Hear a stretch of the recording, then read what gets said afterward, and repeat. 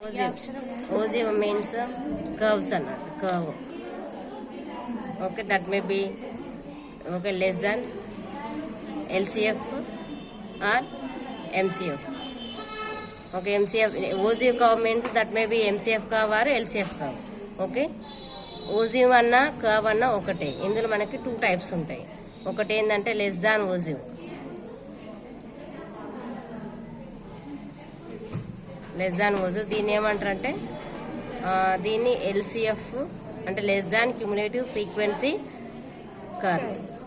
LCF అంటే less than cumulative frequency curve.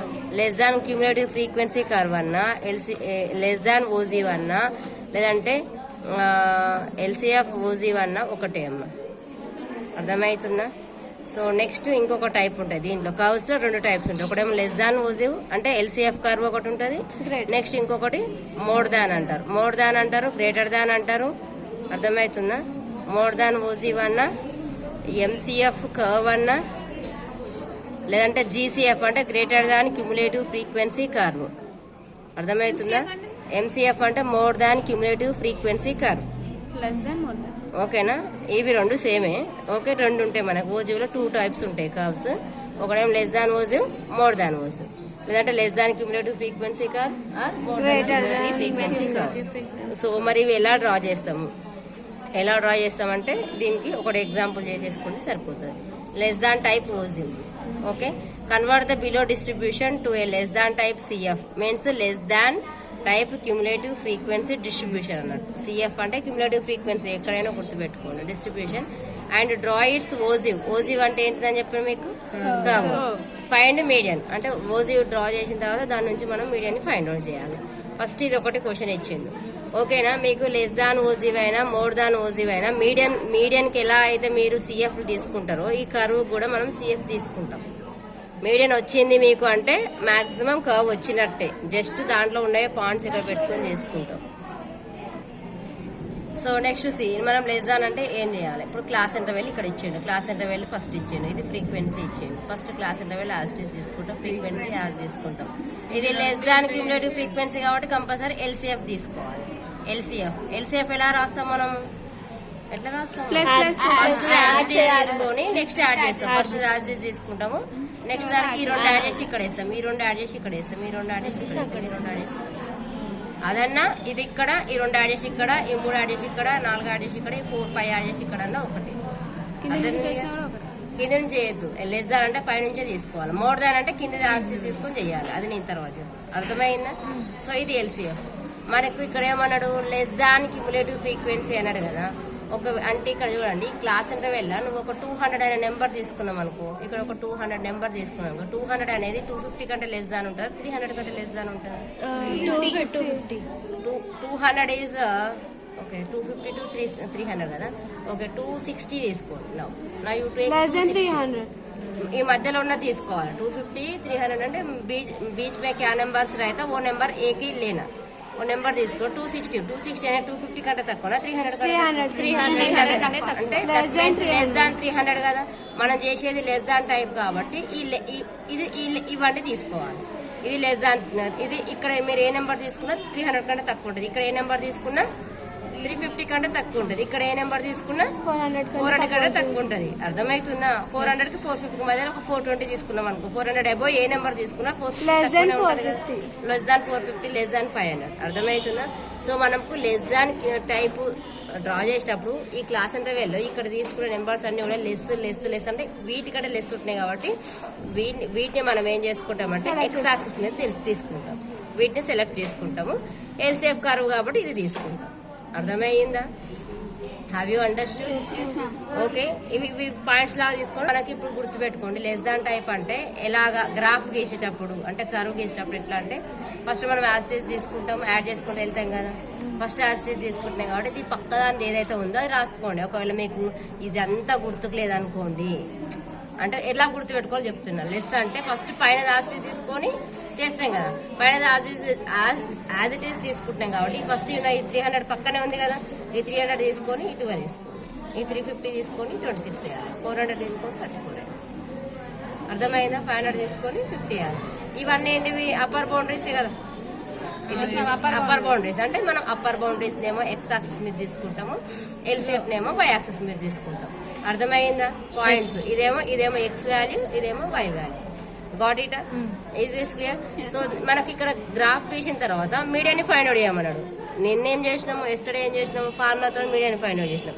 ఇప్పుడు ఏంటంటే గ్రాఫ్తో ఫైండ్ అవుట్ చేస్తాం.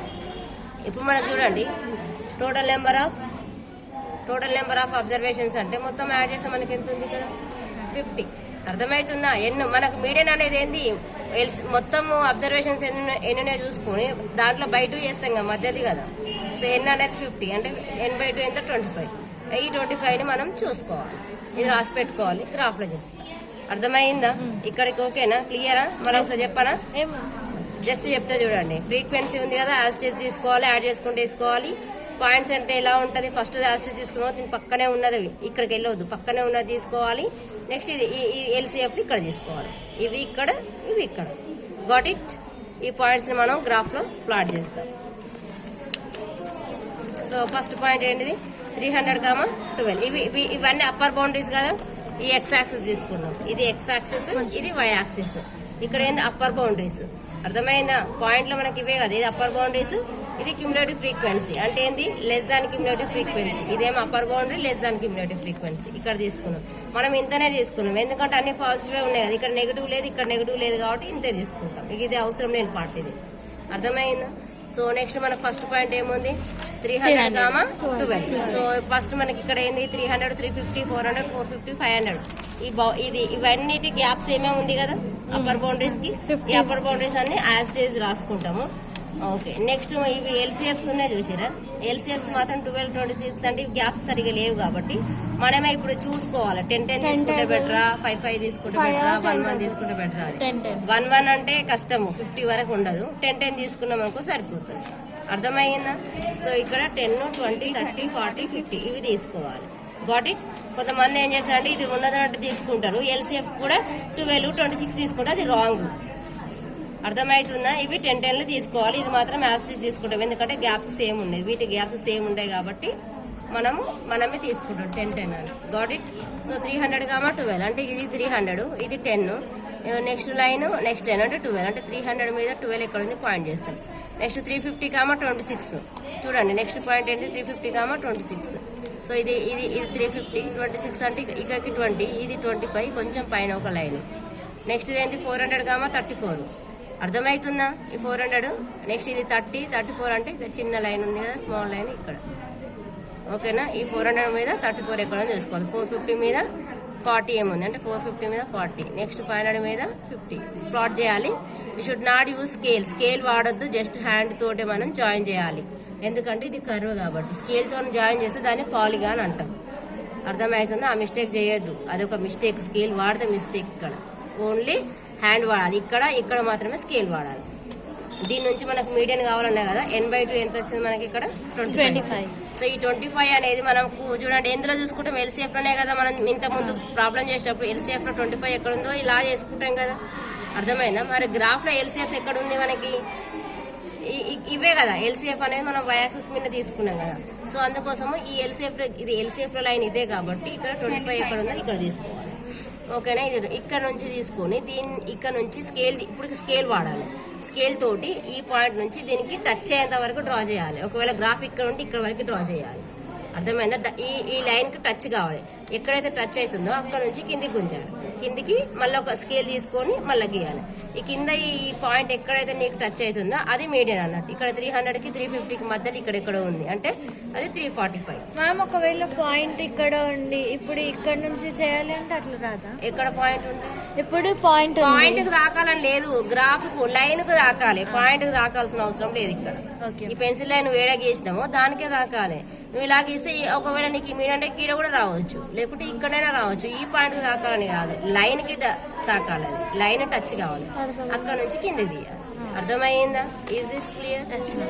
ఓకే, ఇది ఎల్సిఎఫ్. ఓకే, ఎంసిఎఫ్ ఒకసారి చెప్తా చూడండి. ఎంసిఎఫ్